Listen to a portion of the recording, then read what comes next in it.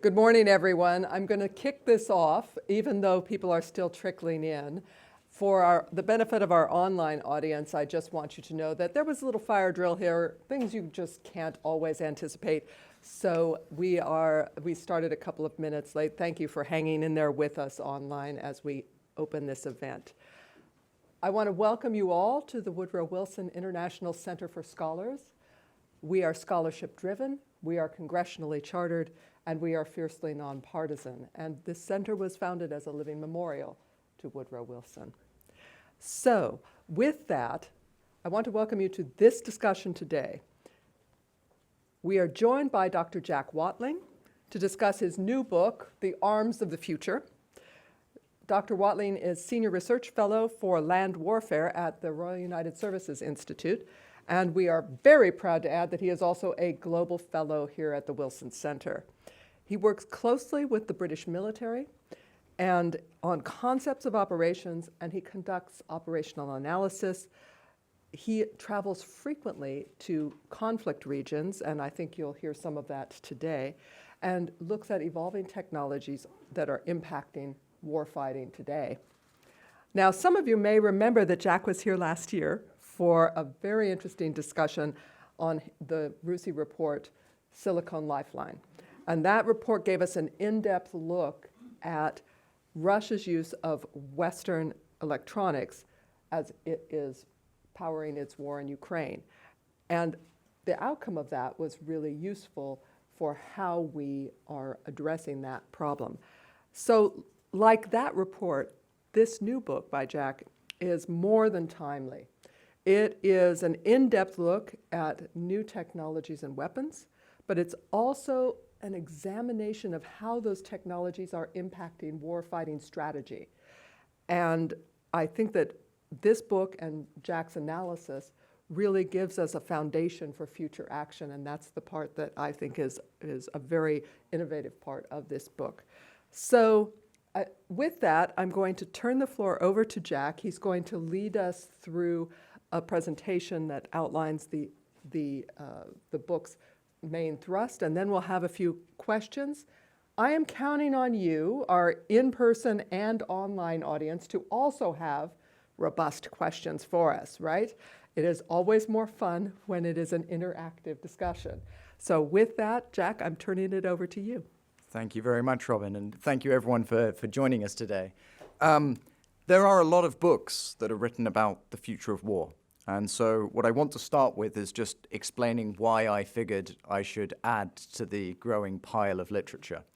And essentially, I was slightly dissatisfied with a lot of the speculation about future war that I was reading, because a lot of it fitted into, I would suggest, two problematic categories or methodologies.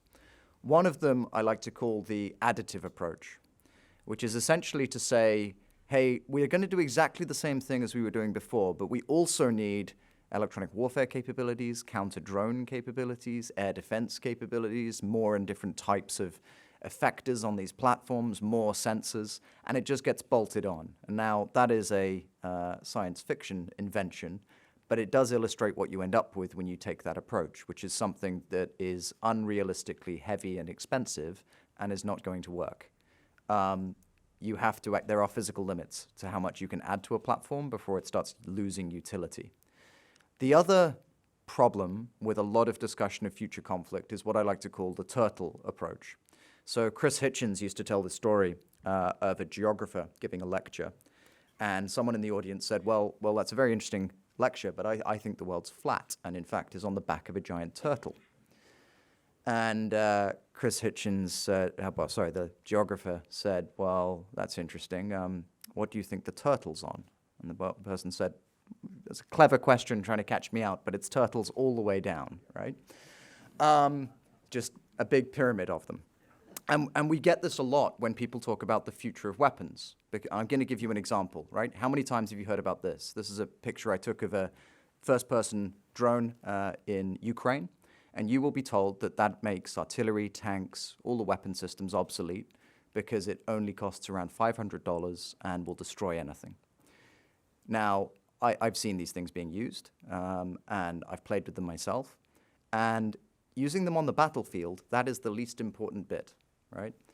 Because when I think of that capability, I think of a range of other things. You need the ISR, the ability to go and find targets in the first place, which is probably multiple drones being operated by 3-person crews, operator, pilot, technician. You need an electronic warfare team to be able to map the environment so that the pilots can actually plan where they fly so that they can maintain control of their aircraft. You need satellite communications. You can see the Ukrainians in one of those pictures setting up a Starlink dish so that that electronic warfare data can be passed to the pilots.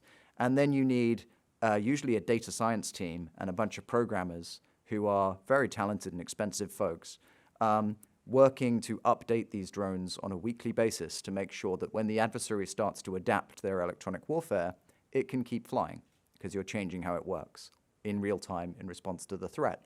Now, when you add all of that stuff in, it may be true that really does change what you can do on the battlefield. And I think it does. There is real truth to the fact that these tools are important to understand. But you have to compare not that against an artillery system, but the whole ecosystem of capabilities. You have to ask questions. So this is Replicator, which is the US program to mass manufacture drones. You have to ask the question, like, who lays them out and launches them and programs them and sets them up? Because if that takes a long time, then those things don't have very much range. That is targetable in all sorts of ways. So it might be used in a way that is quite different to the manner in which a lot of people envision.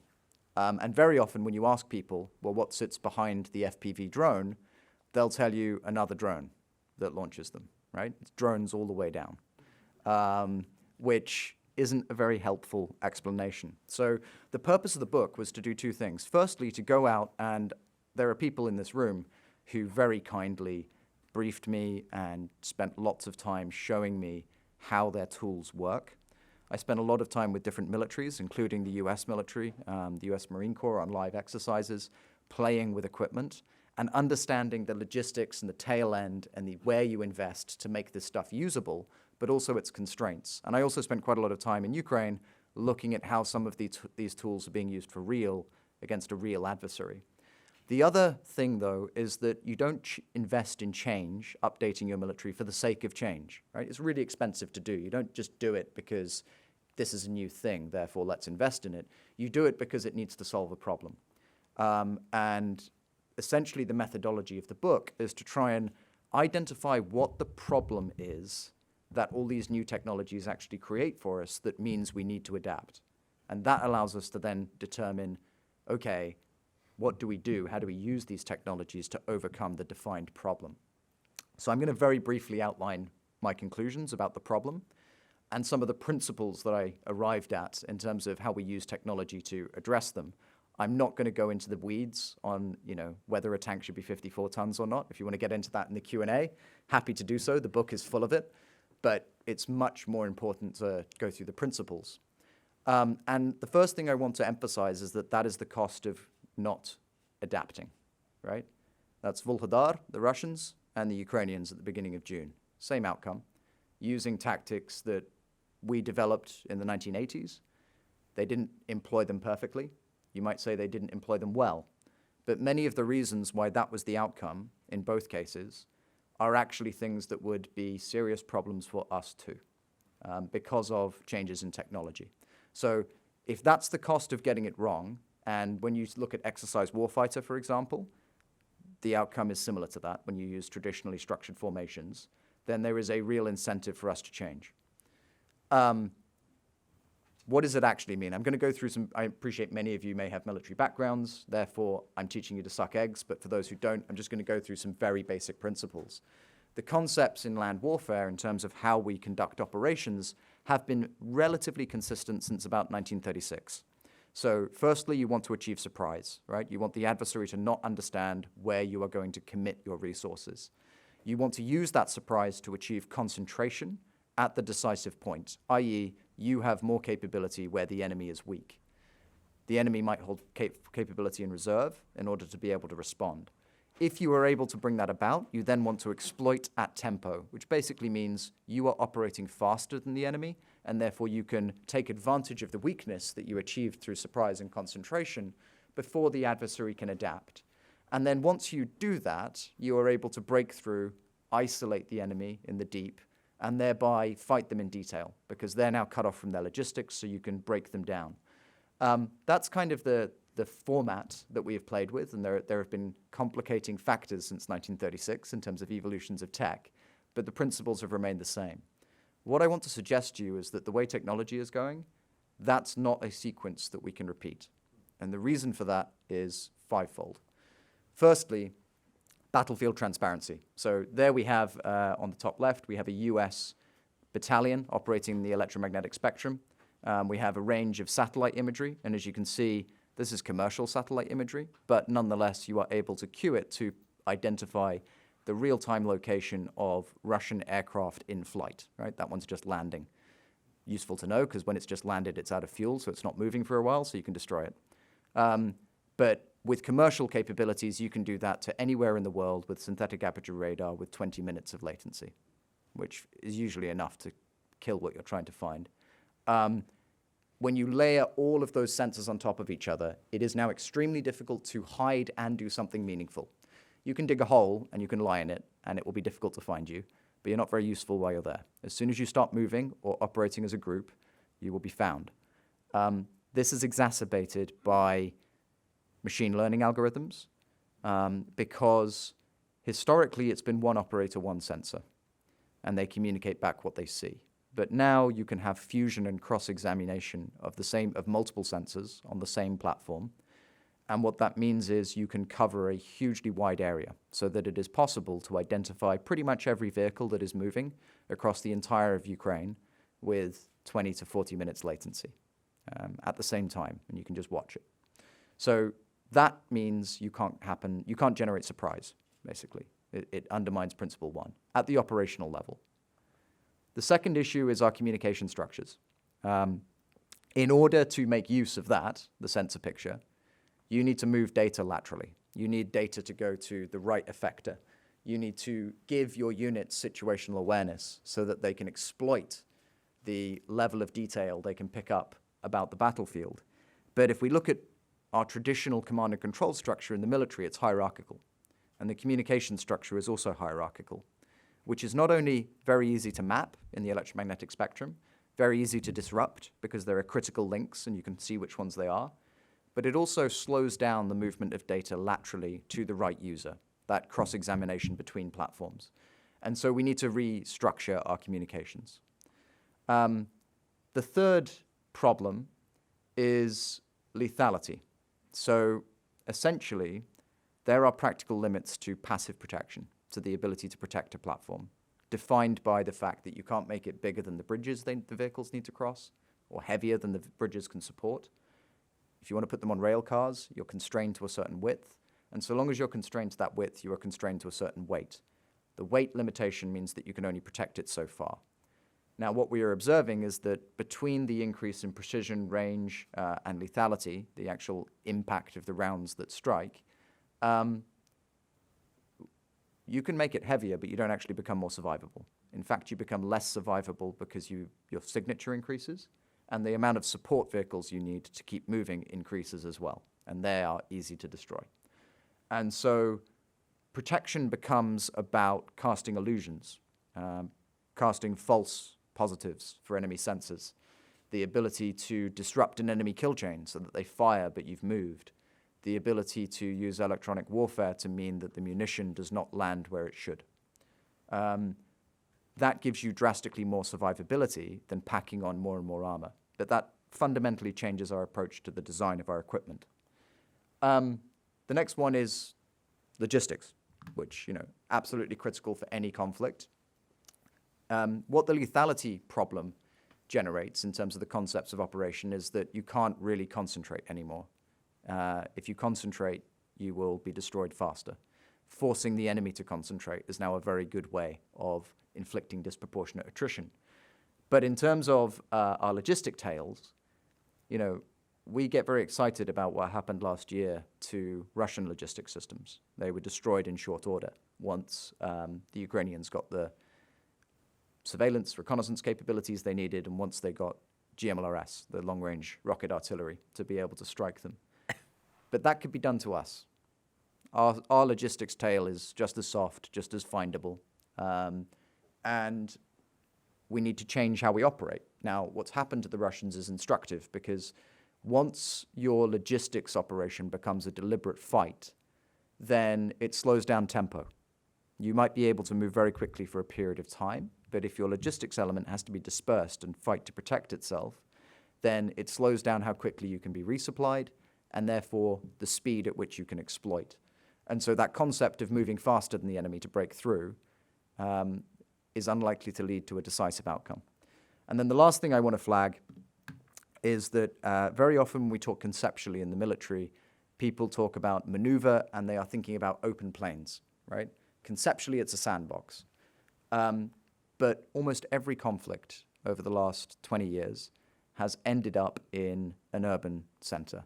That has been the operational objective. And if you haven't been able to translate your tactical success in the open into operational success by seizing the strategically relevant or operationally relevant hub, then you fail.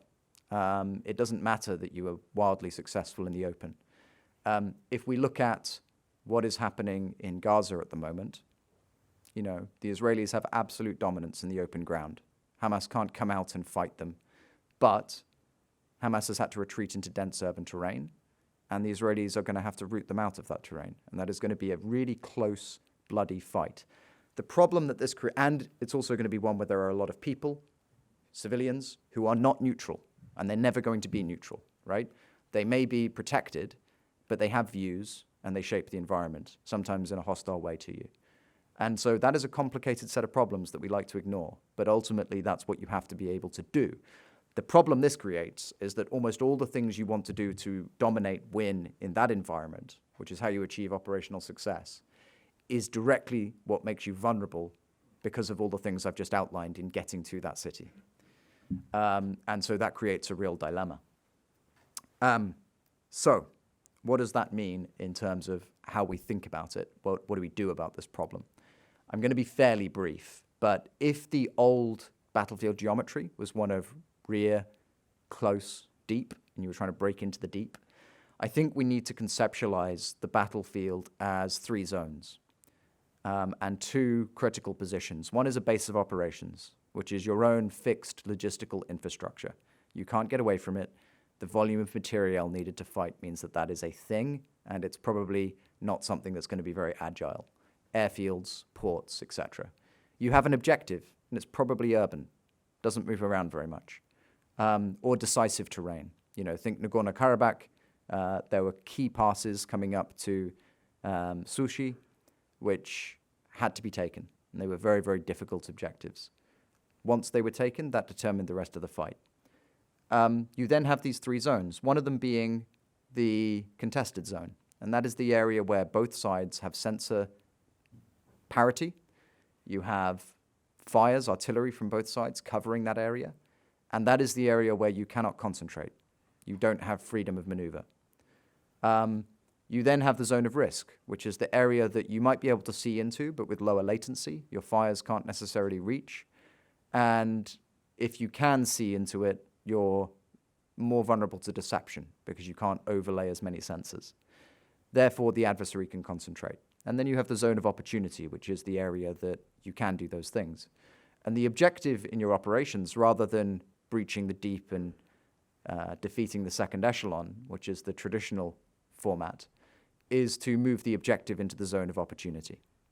Push back that contested zone so that you can actually concentrate and win that fight in that complicated terrain. But as I said, the forces that do those different tasks actually look very different. They're not the same. They don't have the same training burdens. They don't have the same capabilities, requirements, and therefore, traditionally, we've kind of had generalist units that we can roll between problem sets. But when you start looking at the enablement that these different forces need for these tasks, they start diverging. And so I would suggest that there are essentially 4 ecosystems on the battlefield. The first one is your maneuver system, which is responsible for operating in that contested zone. and it needs to operate in a dispersed posture.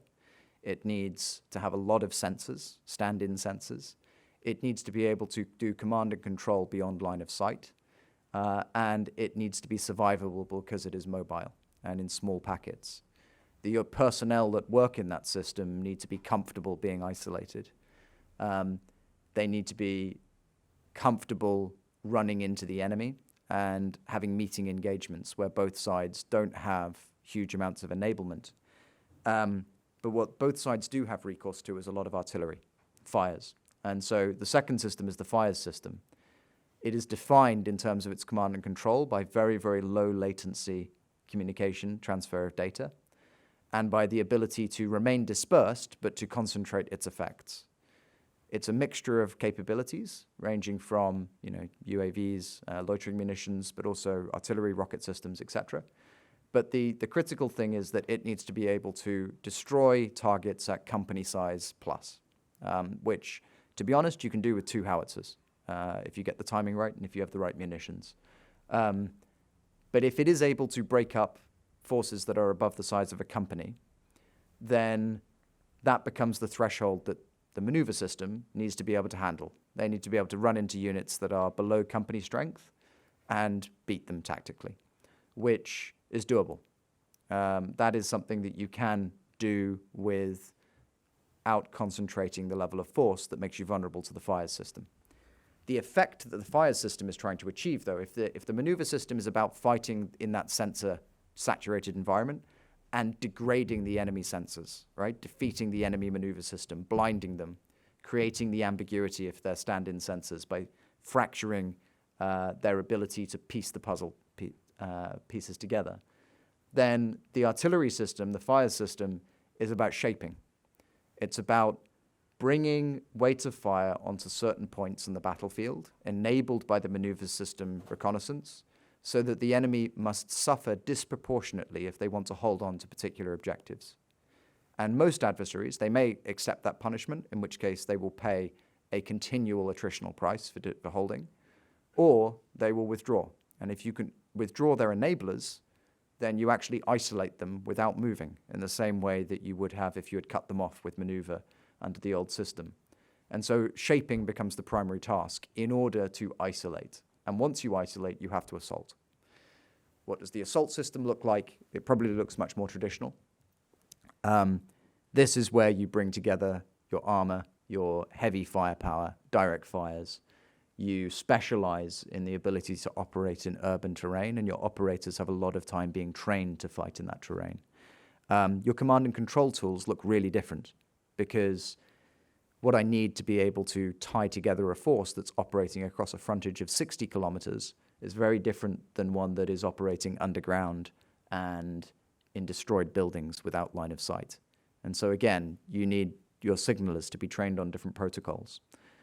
The other thing about the assault system is it needs to be fast, because this may be something that you can bring about for a limited period of time, but you can't sustain it indefinitely, right? The sensors will get through once the enemy knows where to concentrate, which ground lines of control to threaten.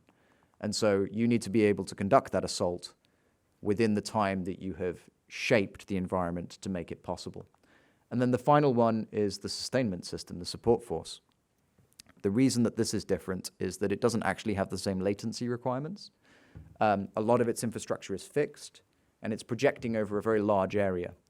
But it needs to be able to self-protect. And so what you end up with is a force that needs to be able to use a lot of the tools that we now use in supply chain management, our logistics infrastructure for delivering food and taxis and various other systems.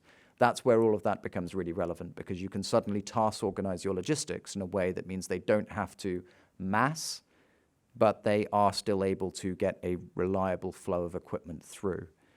It's a very unique problem set, and it's one that has to be thought of as a combined arms action. So very often in Ukraine, if you want to resupply a unit, it's no good just saying the fighters need equipment. It's for the logisticians to get it there. You need to use your artillery, your electronic warfare, everything else to create the conditions so that that can actually get to the units that are fighting. And so it's a combined arms system of its own. lastly, I just want to flag, and then I'll hand over for Q&A because I've been speaking at you for a while, that in this town you will very rarely interact with the military these days without hearing about joint all-domain operations or multi-domain operations. And in the UK, it's multi-domain integration. And everything I've just talked about is land warfare. And a valid criticism of the book might well be, well, it's a joint fight. Why are you just talking about land operations? Firstly, I'm doing that because I am tragically ignorant about naval operations and air operations, so I would be well outside my area of expertise to comment. But more seriously, this is actually something I think we conceptually get wrong. If you design the force so that each domain is dependent upon the others, you weaken the force. Because at the beginning of a fight, large elements of each domain's capability is going to be fixed, resolving its own very serious challenges. If you are an air force, breaking into an integrated air defense system is a prerequisite to you being able to do anything else in that battle space. If you are tasked with operating in an integrated fashion with ground forces at that point, then you will suffer attrition for an inefficient exchange. And so it's really important that the Air Force can plan independently to create the conditions so that they can start operating in a more integrated way.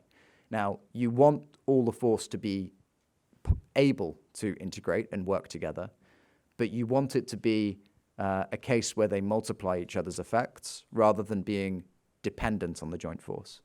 Because if we look at naval operations, just as a good example, navies can achieve their most decisive or useful effects against a territory without even coming into range.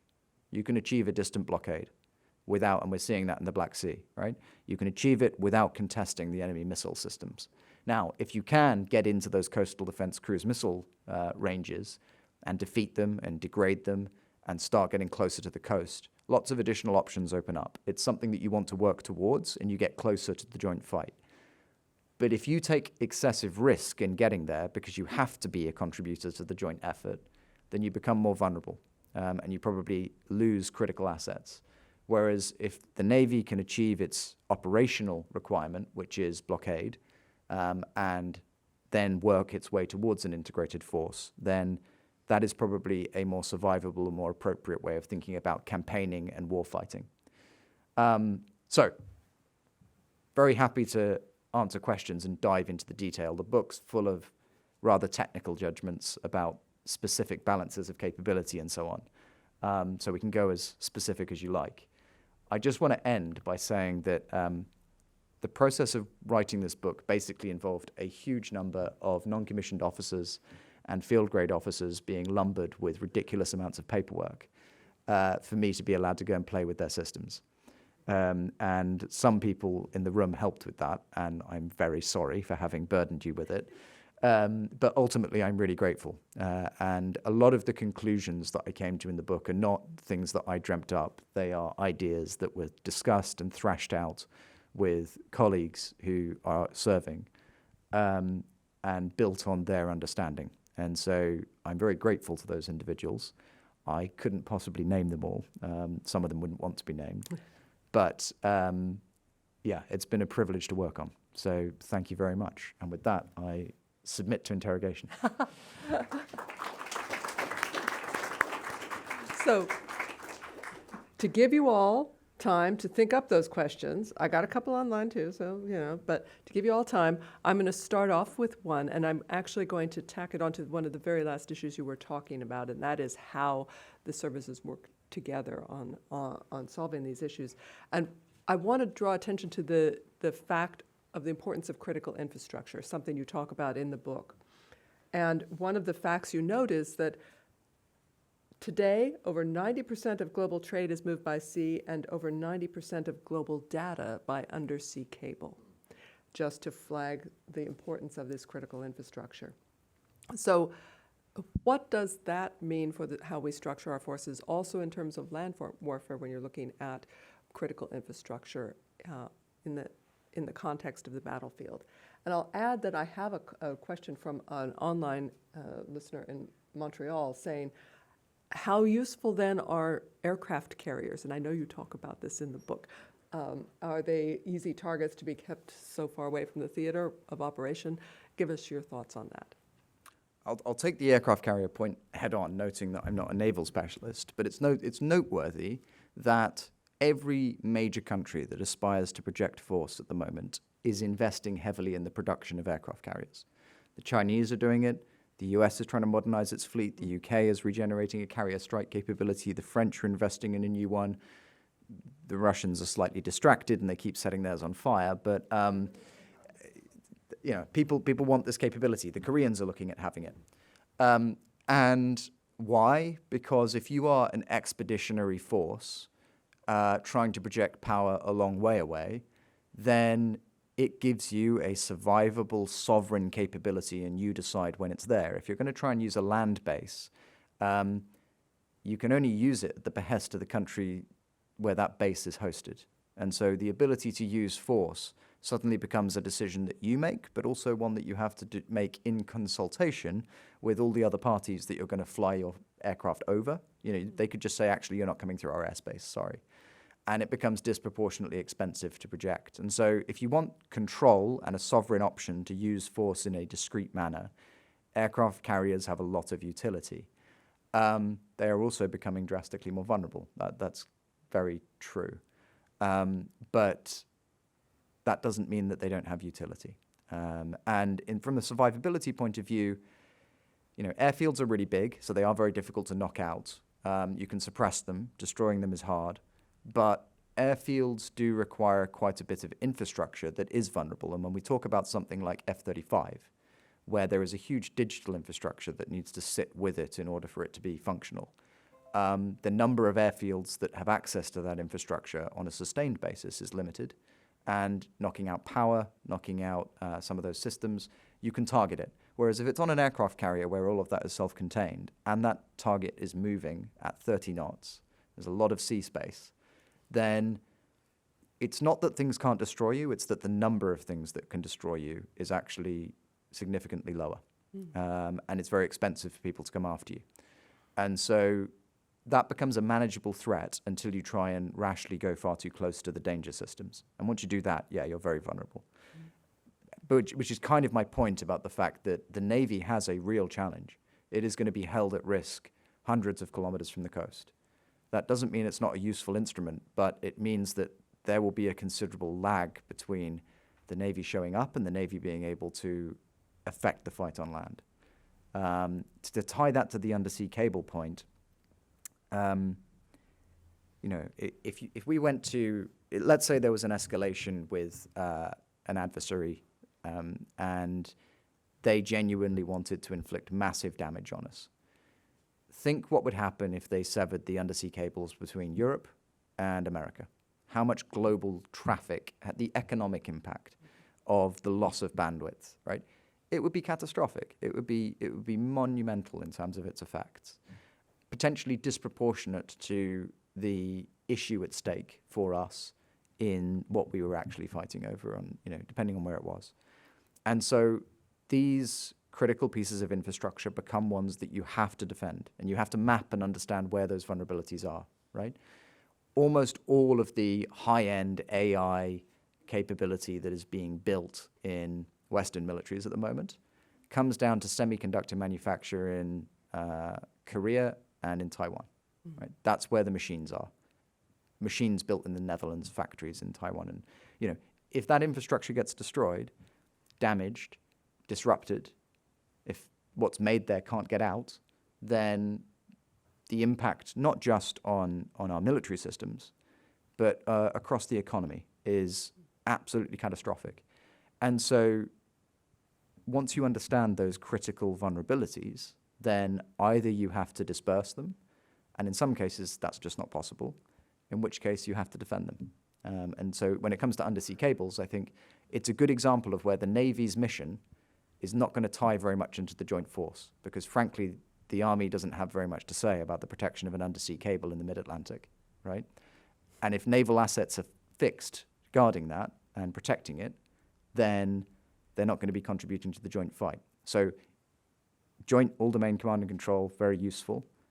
gives you advantages, but when you actually prioritize the tasks in a high-threat environment, you may find that the forces are doing quite different things. Thank you for that. So I'm going to open it up to the room, and the one thing I would ask is, please wait for the microphone, because otherwise our online audience can't hear you and they'll think I'm talking to myself, and that would be bad. So I'm going to start with our own Rob Litvak. Thanks, Jack. That was excellent. I'm wondering, in your book, did you address the issue of kind of the rules of law, the laws governing warfare and new technologies, for example, autonomous weapon systems, and whether there should be a human being in the chain of command between kind of accessing a target and actually kind of deciding to fire? I mean, it seems that there are new weapon systems where there's going to be opportunities for autonomous decision-making by machines, so to speak, without the humans, and whether that would be an area where nations could agree that there should be some constraints on autonomous weapon systems of that kind. So the most consequential autonomous weapon that I can think of was decisive in shaping the outcome of the First World War. And it was the landmine.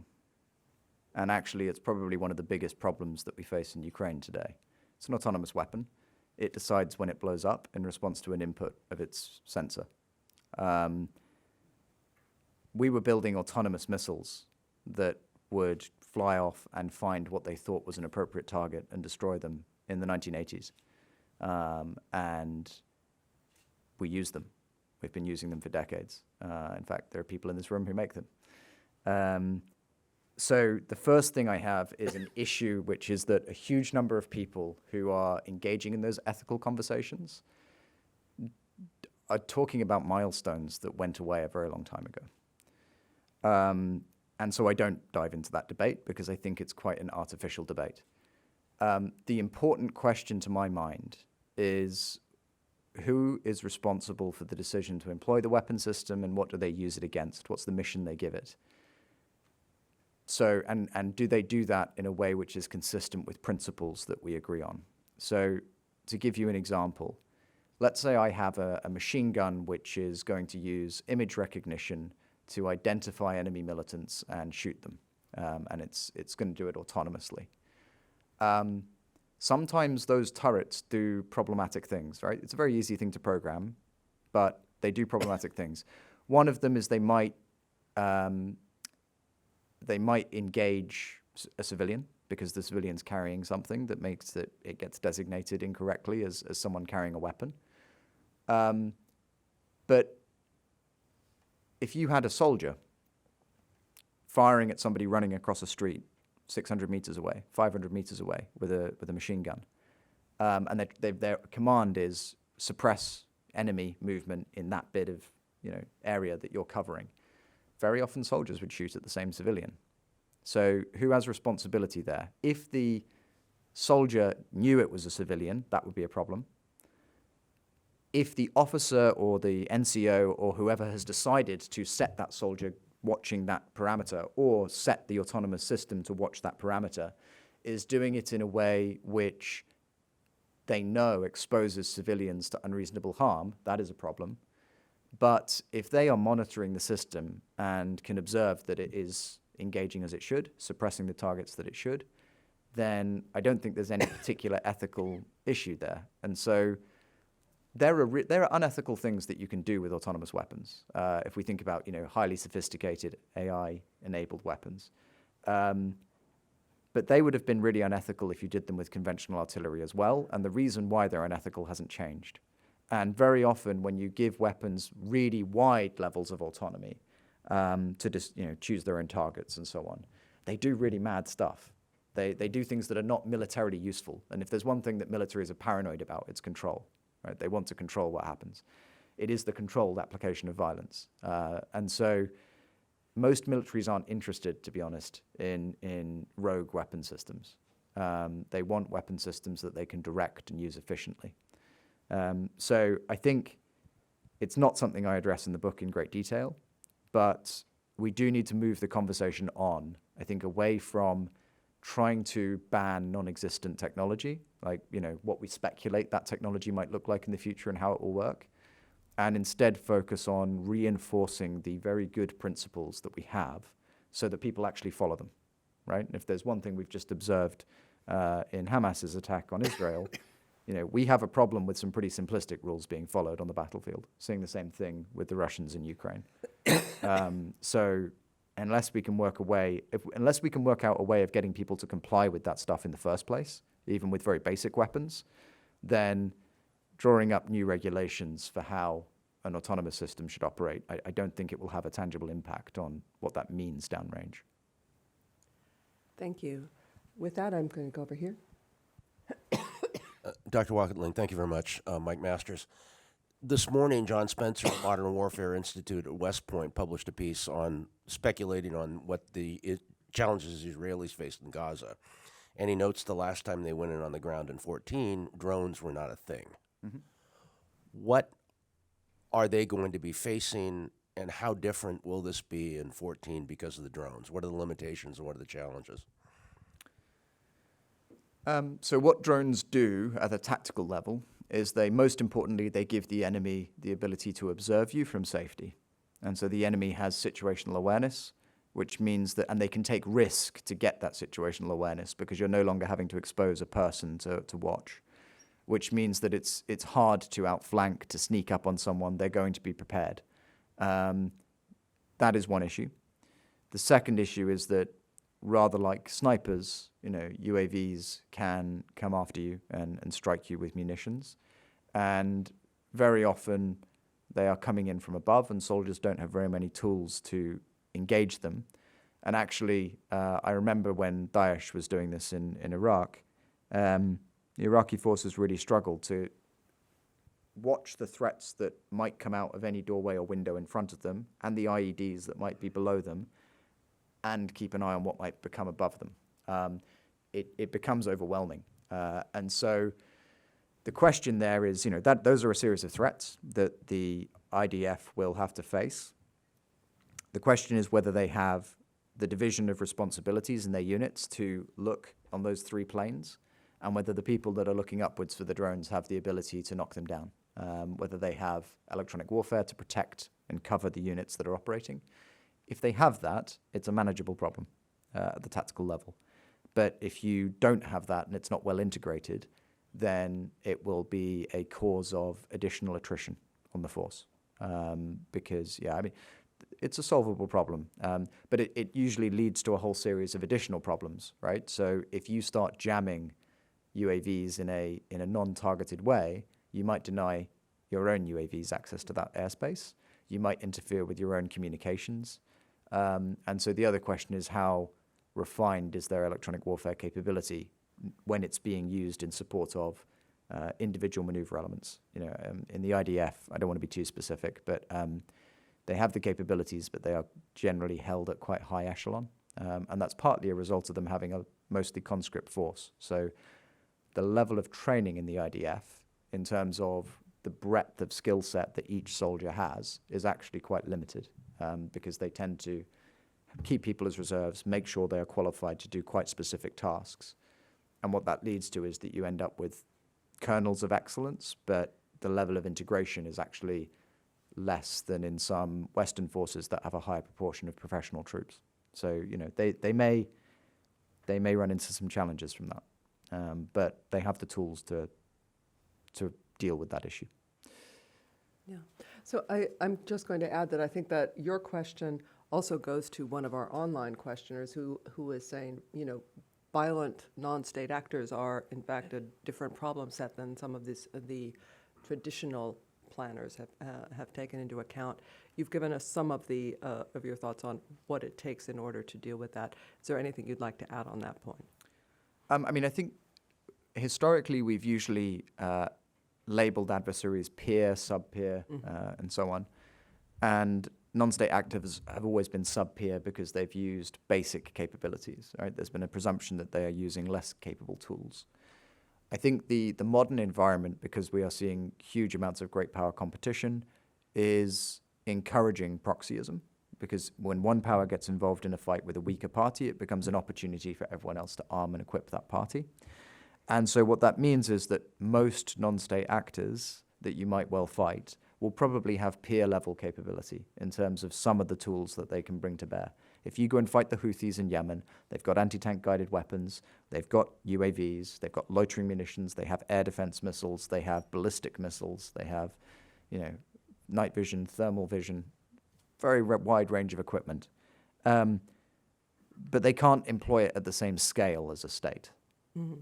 Yeah, and so the challenge is not actually the complexity of the threat, which is actually comparable whether you're dealing with Russia or whether you're dealing with Hezbollah. The difference is the volume of material that's going to come at you and the capacity to synchronize. States, because of the additional capacity and depth, tend to be able to consistently synchronize capabilities so that they are more threatening collectively. But if you went into Yemen, on a humanitarian mission because you were trying to stabilize the border in Oman or support the Saudis or whatever it was, you would need to contend with coming under missiles that are not dissimilar to those that are currently striking Ukraine in terms of their terminal performance, accuracy, etc. Thank you. So, okay, lots of questions here. First, this one here. Hello, Ken Moriyasu from Nikkei Asia. I want to ask about a potential battle in Taiwan and what kind of role you envision land forces playing there. Do you think it'll be China versus Taiwan only, and the U.S. supporting from the Navy, or do you actually see U.S. land forces taking part in the operation? And if so, what will be the deciding factor between the Chinese and the Americans? Thank you. An easy No question. pressure. So I think there is a problem when we start being too specific about how we think that plays out, because there are multiple permutations, right? The Chinese could decide to surprise everyone with a massive missile strike on Taiwan's defenses and try and get across the strait before any US capability shows up in theater at scale. They could bet everything on one throw, right?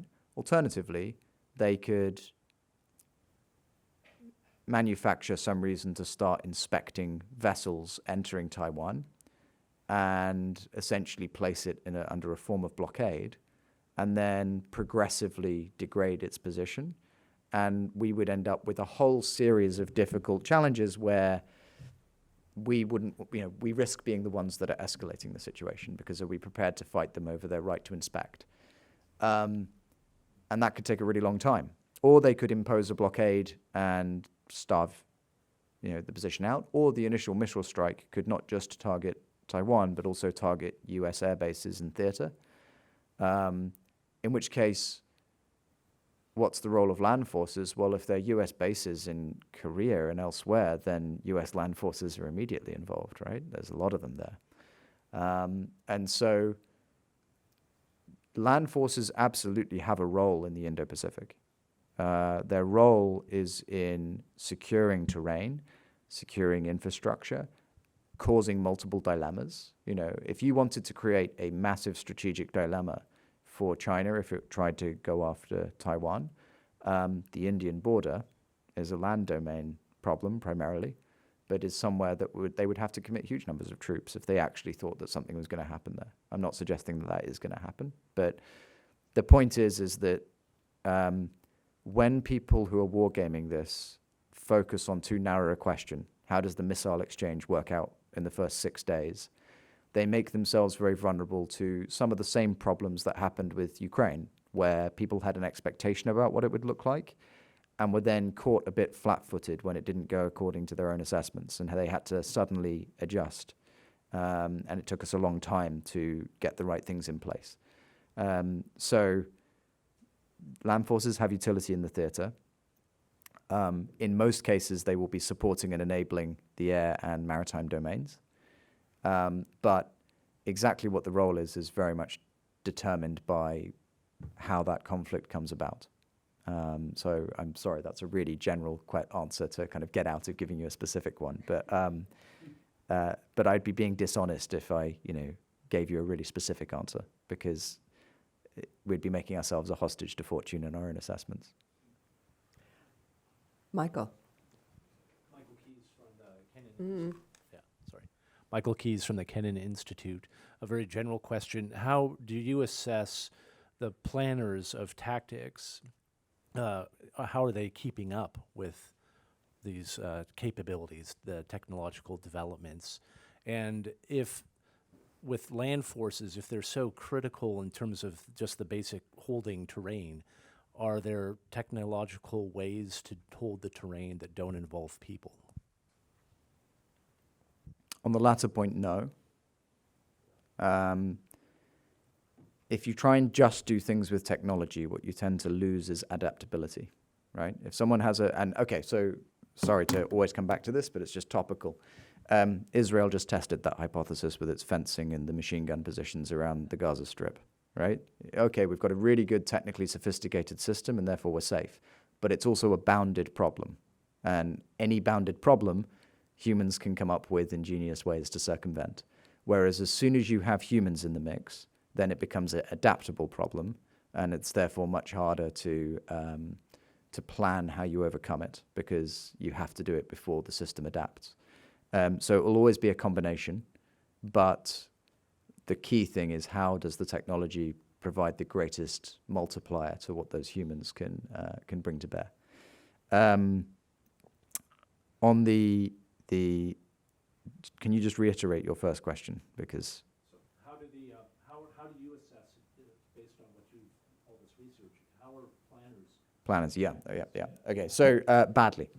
For a very specific set of reasons, which is that before you can use a military system, we tend to want to certify that people can operate it properly. And so we have a system for training and certifying things.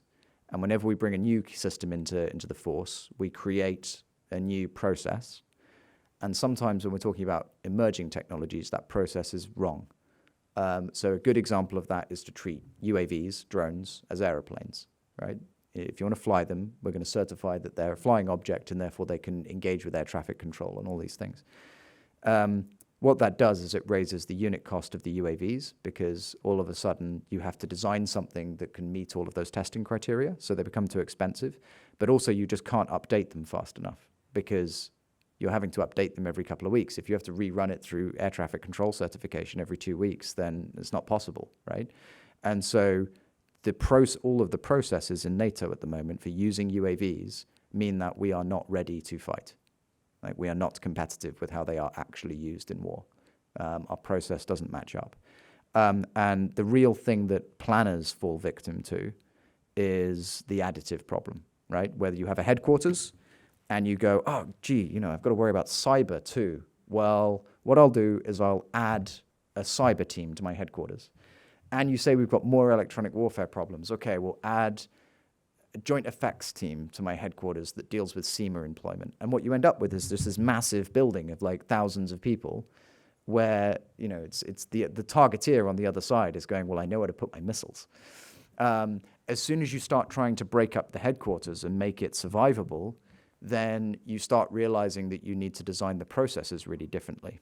And all of a sudden, the question is, how do we train and certify and maintain readiness while we are in that process of adaptation? So it's something that we do badly institutionally.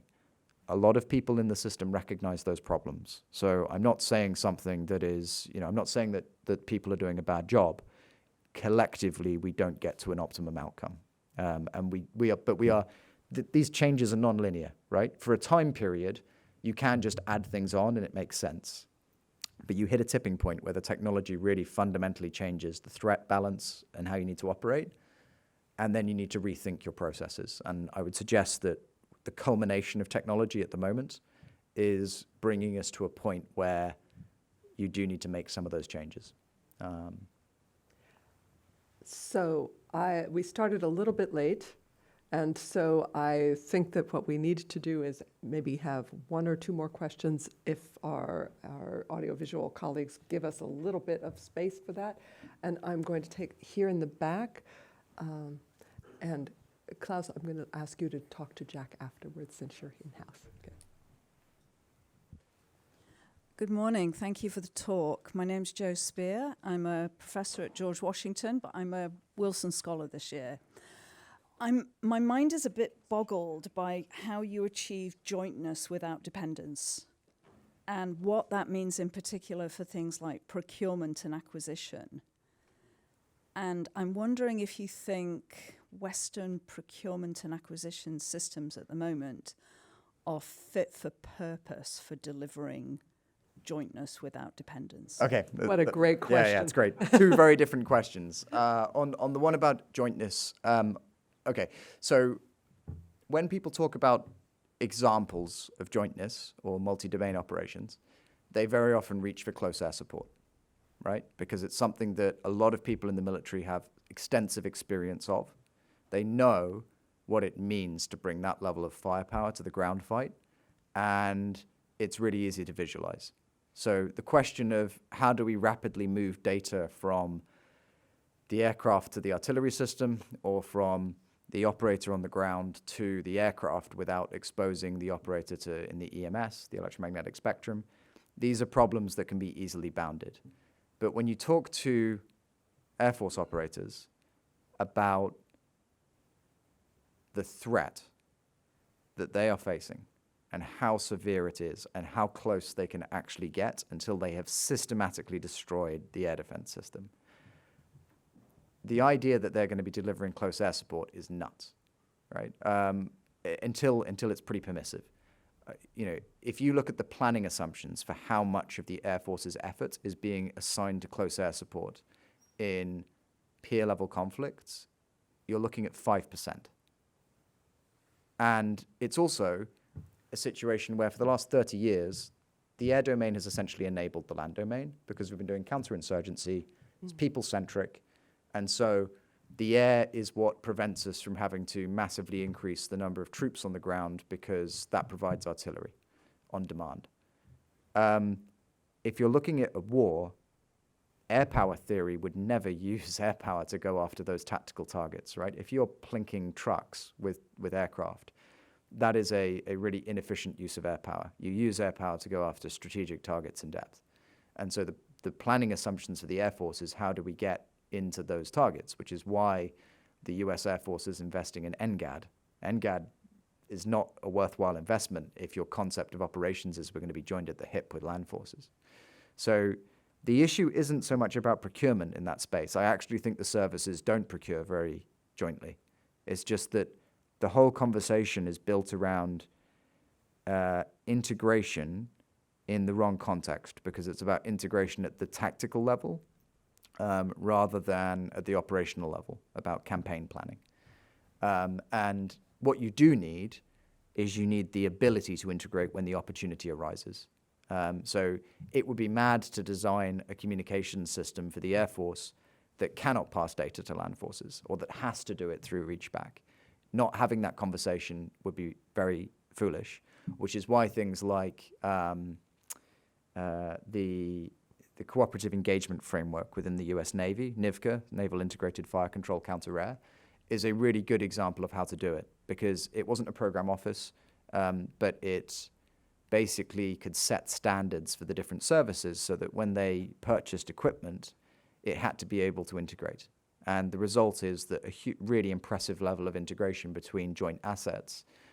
But it's not the case that the services are sitting there and saying, right, I also have to make sure that my particular system can definitely do this role for enforced planning the Navy.